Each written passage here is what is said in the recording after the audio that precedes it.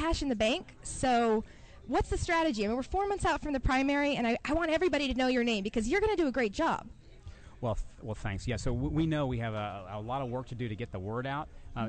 Coming out here to CPAC to meet, all of the conservative opinion leaders and bloggers all over the country, I think it's going to be a big help. I believe in a grassroots-oriented campaign where we're going to get the word out about my conservative principles about individual liberty and free markets, and we're going to make sure that the grassroots knows all about my campaign and how I differ from my opponent. But we also have close to $18 million in cash on hand in my campaign accounts. We will be running a very aggressive, broad-based radio and TV campaign. We're launching it very soon now that people are really paying attention. I can guarantee you this. Every Republican primary voter is going to know all about me very soon and about how I differ from my opponent and my vision for getting the state of California back on track. Excellent. And speaking of Meg Whitman, she put out a new ad a couple weeks ago. I saw it. It's brilliant. And it makes her seem like an ultra-conservative tax cutting, want to get the economy focused on jobs, get people back to work. But you are the only person running that actually has the record of cutting taxes and creating jobs, and you've had two successful companies. So how does she get away with saying that? Well, that's why people are so cynical about politics now, is because a lot of the things that people say on the campaign trail just don't turn out to be true, or they're exaggerations or whatever. My campaign's really going to be different. We're going to focus on my track record, which you can analyze, you can document. I mean, the fact is, Meg Whitman and I, this is a healthy competition. It's good for Republican primary voters to have choices. But, she hasn't really debated either. She's turned down 4 debates. She doesn't interact with the press very much. She really much prefers the television commercial where she can control exactly the 30-second or 60-second chunk of information that gets put out there. There's some enormous differences between the two of us. She's run large companies, marketing executive. I'm a startup guy. I'm an entrepreneur. I build companies from scratch. She's opposed, to across-the-board tax cuts. I support across-the-board tax cuts. I've actually run for office statewide and won. I've taken a large state agency and I've shrunk it. My operating the only budget, one, I believe, in California. By 15%. I think probably you can't find almost any examples anywhere of a state agency actually shrinking in size. I've taken my surplus that I've generated at my department, passed it back into the marketplace with tax cuts. So there are some enormous differences. Now, like I say, it's, competition is a good thing. Campaigns are about differences. Meg Whitman and I just have some enormous differences. Her support for Barbara Boxer a few years ago, the fact that she didn't vote for most of her life, there's just some enormous differences that hopefully will come out over the course of the next few months. And her friend Van Jones. She has some pretty wild friends in the extreme environmental community. She's also donated hundreds of thousands of dollars to the Environmental Defense Fund, which helps sue farmers over the Delta smelt and help write AB 32. I mean, there's just some big differences. Yeah. But that's what campaigns are all about. With your help and the help of a lot of other people, there'll be plenty of time to compare and contrast. And the Republican primary voter, I know what they're looking for. They're looking for a conservative with a track record who can finally go to Sacramento and clean up this mess. I mean, frankly, the state of California is in a meltdown mode. Mm-hmm. And we need to take advantage of this crisis in order to finally be able to get at some of the structural problems, like our tax system. We have to cut taxes across the board. We have to cut spending. I have a plan to cut spending by 10%. Targeted, smart spending cuts in order to balance the budget once and for all. We have to address illegal immigration. We have to address the power of the public employee unions. I'm going to be a truth teller in this campaign, and hopefully it'll be refreshing for voters to see my specifics, my background, my core principles. And the Republican primary voter, I know that they're going to be able to sort this out, and they're going to vote for the conservative in this race, and that's Steve Poizner. Awesome.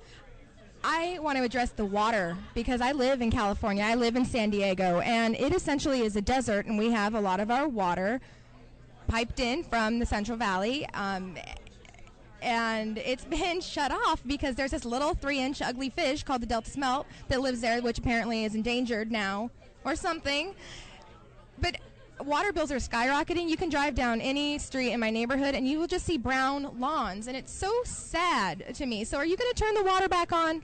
I am going to turn those pumps back on. Now, the fact is, the water crisis in California is man-made. That's just a fact. It is. There's one unelected federal judge that's taken over the water supply of the state of California over this Delta smelt issue.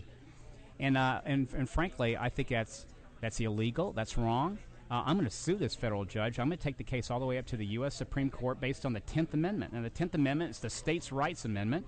States should have the ability to control its own resources. And I'm going to fight this thing. We have to turn those pumps back on because in San Diego, there's water rationing. In the Central Valley, devastation. 30,000 farm workers have been laid off. $1 billion of crops have died on the vine. We've got to turn those pumps back on. And as governor, I'm going to do what it takes to make that happen. Oh, thank you. Then maybe my water bill won't be over $100 each month for my little condo. Well, you know, when they constrain supply artificially like that, water prices go up. Not everyone who needs the water gets the water. I mean, we've got to solve this problem. It's urgent. Yes, another urgent problem in California schools. I am a mom, so this is something that is very near and dear to my heart to see this education system. And I read somewhere that for every teacher in the classroom, we have one administrator or bureaucrat or more behind the scenes. Do we need to have that many people in the education department, or do we need to focus more on getting art teachers, music teachers, smaller class sizes? Well, I don't see how you fix California unless you fix the public schools. I mean, there's a lot of problems in California, but the public schools are deteriorating, as you say. I mean, the fact is 50% of the fourth graders in California cannot pass basic reading proficiency tests, 50%. Now, we used to have the best public education system in the country, and we've gone from first to worst in a very short period of time. Now, I decided to devote a year of my life to being in the classroom teaching so I could understand the conditions firsthand. So a few years ago, I taught 12th grade American government at Mount Pleasant High School, a public high school in East San Jose, gang members and all. And I got to tell you, it was the hardest thing I've ever done and the most rewarding. I loved it. And I learned firsthand the problems in the public schools. For example, first day, it rained. And it leaked in my classroom, and I had to position the trash can in the right spot to collect the rainwater. Now, this is a public high school in wealthy Silicon Valley with a leaky roof. That's just shameful, really. It is. Who runs the school? How come they can't fix the roof? As it turns out, the legislature over the last 30 years, they have taken over running the public schools. They micromanage it through the state education code, which are these mandates that they apply uniformly to all 5,000 schools all at the same time.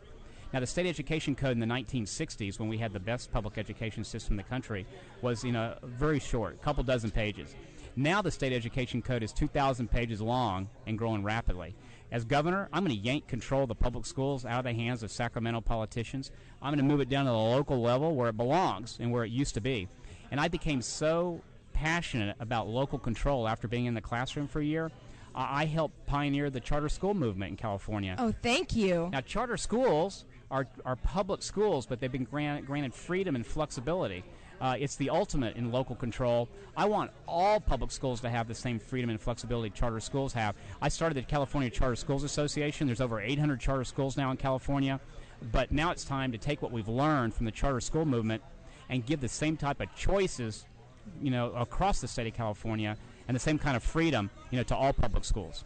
I agree so much, and I'm so glad to hear you say that, and it just shows what kind of governor you'll be, that you went and taught in a classroom to see what it's like. And one of your quotes, my favorite quotes, I'll wrap up with, I read, "I'm an engineer. I build things and I fix things." And I hope that you are going to build a better future for California, fix what's wrong, and I'll be voting for Steve Poizner. Well, thank you very much. I appreciate it. It's great talking to you and to all your listeners out there. StevePoizner.com is my website. Lots of information about all of my policy positions and about my background on my website. Would love to get people's help out there. Excellent. And you also are on Twitter? Yes, Twitter, Facebook, MySpace. You can get to all of my my web connections through my StevePoizner.com website. And, great to hear from people out there. So please email me. Excellent. Thank you for being here. Thank you.